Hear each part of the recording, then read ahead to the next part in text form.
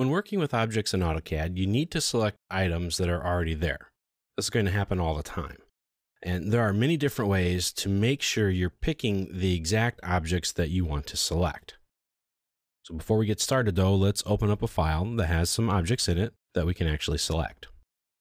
Let's go to the folder for this project chapter and open up the Mechanical Example Imperial Drawing file. Now this is just a simple 2D drawing. It has 3 different views of a flywheel. You can see what it looks like from the top, from the front, and then from the side. In fact, the top and the side are almost identical. Now there are many different ways to select objects inside AutoCAD.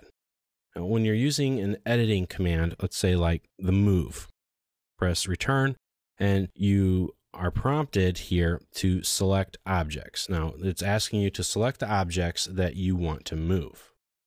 Now, they aren't listed here, but there are several different options for you to choose from when selecting an object or objects. One method that's very straightforward is just to pick the objects. So if I want to move this entire view here, all I have to do is just zoom in and left click on the objects that I want to select. When you move your mouse over an object, it will be highlighted like this. And then when I left click on it, that object will be selected. So if I execute the move command right now, I'm only going to move this line and this line. So I can just keep picking all of my objects. And as you can see, I'm eventually going to get there. Now this can be very tedious. Now the pick method is very tedious when you need to select a lot of different objects, especially if there are a lot of small objects. A better way of selecting multiple objects is to use a selection window. But however, the pick option is perfect when you only want to move one thing. So the other 2 methods that we can use are a window selection or a crossing selection. And now there's a new selection mode in here also called a polygon select option. So let's look at the crossing windows first. I'm going to escape out of this command so we can start it brand new. And this time I'm going to use the copy command. So start the word copy, type it in, C-O-P-Y. And then press enter. Now we've started the copy command.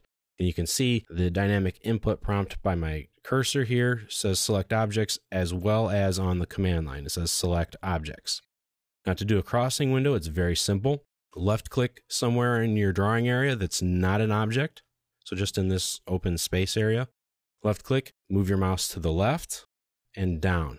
Now you can see here, everything is getting highlighted as I use this crossing window selection. That's what it's called. So when you select a point, move to the left and or down. This creates a crossing selection window. Everything this window passes through will be selected. You can see the very top part right up there. I'm going to zoom in a little bit. These items there at the top that are still red are not being selected, so they're not highlighted. So if I want to pass through something, I don't have to have this entire line selected inside my window, just part of it. Anything my window here crosses through will be selected. Left click again, and all of those items are picked. See, that's quite simple, very easy. Much easier than clicking on each one of these one at a time. I'm going to escape out of there. I'm going to start the copy command again. Type in copy, press enter. Now I want to show you a selection window. Selection window works exactly the same way as a crossing selection window, only in the opposite direction. So if I left click and I move to the right, and I can move up or down. The main key here is to get to the selection window is to move left, and a crossing window is to move right. Now the difference between the selection and crossing is the selection, everything it passes through is picked.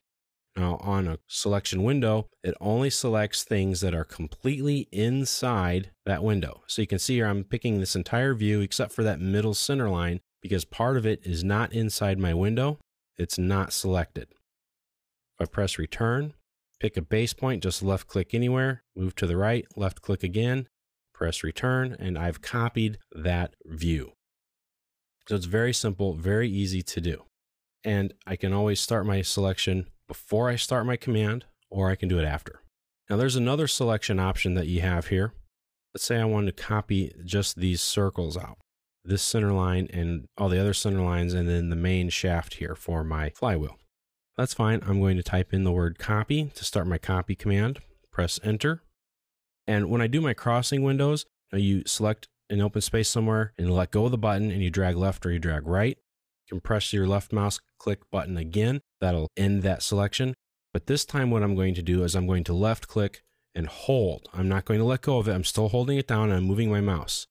Everywhere I move my mouse creates a selection window, but it's like a polygon here. It's a weird amoeba shape, and it's only going to get the items that I select inside there. And I let go, and just those items are selected.